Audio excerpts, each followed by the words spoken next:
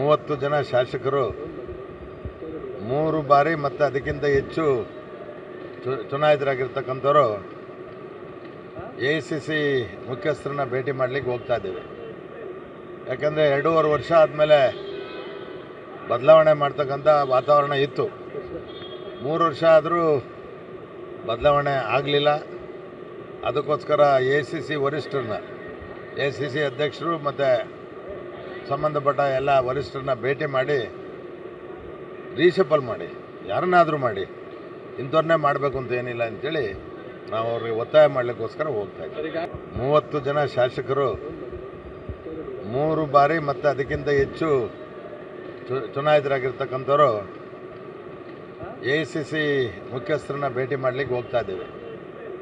ಯಾಕಂದರೆ 2.5 ವರ್ಷ ಆದಮೇಲೆ ಬದಲಾವಣೆ ಮಾಡ್ತಕ್ಕಂಥ ವಾತಾವರಣ ಇತ್ತು. 3 ವರ್ಷ ಆದರೂ ಬದಲಾವಣೆ ಆಗಲಿಲ್ಲ.